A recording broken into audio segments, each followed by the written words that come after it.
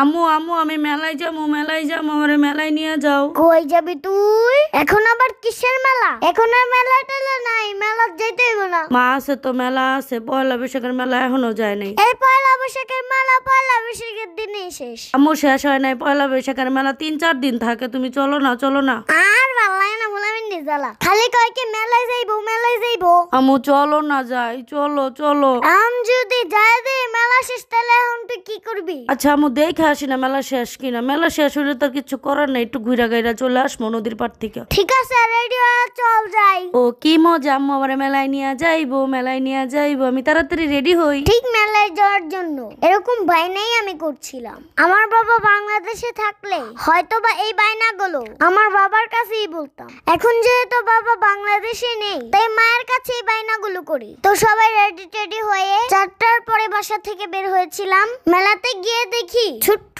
একটা মেলা হয়েছিল, তার মধ্যে আবার দোকানপাট কিছুই খুলে নেই। একটা মাটির জিনিসপত্রের দোকান খোলা ছিল। তো আমরা মাটির জিনিসপত্রগুলো দেখছিলাম। তারপর ভাবলাম নদীর পাড় থেকে একটু ঘুরে আসা যাক। প্রায় 2 বছরের মতো আমরা নদীর পাড়ে যাই না। মেলা থেকে নদীর পাড়টা শুধু 1 মিনিটের রাস্তা। এত পরিমাণে রোদ আর গরম ছিল, তাই মা আমি এখানে একটু বসলাম আর আম্মুর ছোটবেলার গল্প আমাকে বলছিল। আমিও খুব মনোযোগ দিয়ে শুনছিলাম। আম্মুর ছোটবেলার কাহিনী শুনতে আমার খুব ভালো লাগে। তারপর আম্মুকে বললাম সবাইকে বাদাম কিনে দেওয়ার জন্য। বাইরে হাঁটবো, ঘুরবো আর বাদাম খাবো না, এটা কখনো হয়? আর বাদাম আমাদের সবারই অনেক প্রিয়।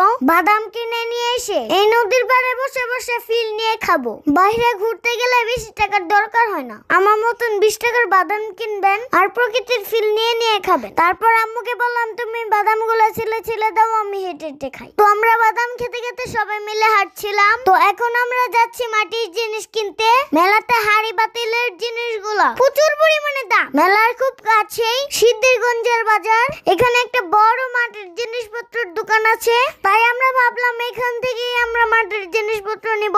আর মেলার তুলনায় এখানে দাম কম। তো এই মাটির দোকানটা এত পরিমাণে বড় ছিল যে এমন কোনো জিনিস নাই এই দোকানে নাই। মাটির ব্যাঙ থেকে শুরু করে বড়দের হাড়ি পাতিল, ছোটদের খেলনা, ফুলের টব, যাবতীয় মাটির সবকিছুই আছে। আমরা যা নিব সবকিছু ঘুরে ঘুরে পছন্দ করে নিচ্ছিলাম। যেহেতু এখন আমরা রান্না বান্নার ভিডিও করি, তাই ভাবলাম মাটির চুলায় মাটির জিনিসে রান্না বান্না করলে কেমন হয়, তার জন্য এত কিছু কিনা। তো কেনাকাটা করতে করতে আমার এত পরিমাণে গরম লাগছিল, সবাই মিলে আমাকে বাতাস করছিল। তো কেনাকাটা শেষ করে ওই দোকানেই সবকিছু রেখে আসছিলাম যাওয়ার সময় নিয়ে যাব বলে। তারপর আবার চলে আসলাম মেলাতে। তখন তো দোকানপাট অনেক বন্ধ ছিল। তারপর আবার মাটির জিনিসপত্রের দোকানে আসলাম। এই কবুতরটা দেখে আমার অনেক পছন্দ হয়ে গিয়েছিল, মনে হচ্ছিল একটা বাস্তব কবুতর। এগুলোর পা ছিল গুনার। তারপর আম্মু বলল কয়দিন পর জং পড়ে ভেঙে যাবে, এগুলো নেওয়ার দরকার নাই। তো আমার চায়ের কাপটা দেখে তারপর আম্মুকে বললাম চায়ের কাপটা সুন্দর না? মাটির চায়ের কাপে আমি কখনো খাইনি, আরেকবার গেলে চায়ের কাপ কিনে নিয়ে আসবো। আম্মু এখান থেকে যা যা জিনিসপত্র কিনেছিল সবগুলো এখানে দাম করছিল। এখানকার প্রত্যেকটা জিনিসই ওইখানের তুলনায় অনেক বেশি। বাঁশের তৈরির এই জিনিসগুলা দেখতে অনেক সুন্দর লাগে, কিন্তু এগুলো ঘরে রাখলে তেলাপোকা একদম বাসা বেঁধে ফেলে। এজন্য আম্মুর একদম না পছন্দ। তারপর খেলনাপাতির আরেকটা দোকানে গেলাম। এখানে বাচ্চাদের অনেক খেলনা ছিল। তো আম্মুর নাকি এই পাখাটা অনেক পছন্দ হয়েছে আর আমি অন্য কিছু ধরছিলাম। এগুলো সবই আমার আছে। আমার 2-3টা হাড়ি পাতিল ভর্তি এই খেলনা পাতিল দিয়ে। আমার পাখাটা শুধু ছিল না, তাই 10 টাকা দিয়ে এই পাখাটা কিনে নিলাম। তারপর দেখতে পেলাম বেলুন। আম্মুকে বললাম একটা বেলুন কিনে দিতে,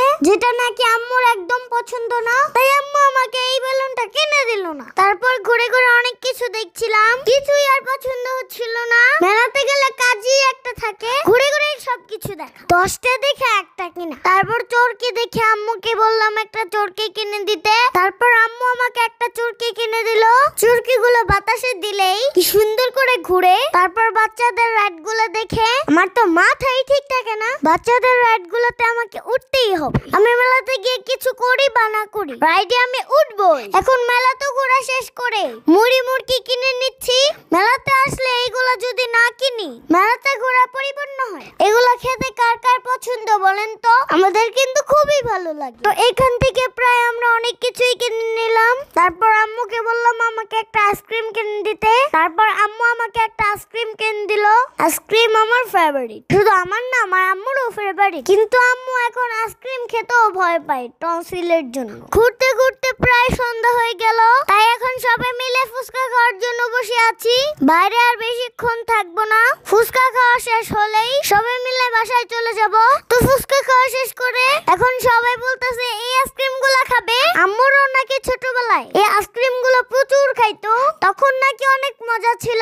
তাও 1 টাকা করে ছিল আইসক্রিম গুলা, আর এখন 5 টাকা হয়েছে। তারপরও আইসক্রিম গুলো মজা না? তো অবশেষে বাসায় আসলাম। মেলা থেকে এই ব্যাগ ভর্তি করে কি কি আনলাম দেখতে চাইলে কমেন্ট করুন। আজকের মতন আল্লাহ হাফেজ।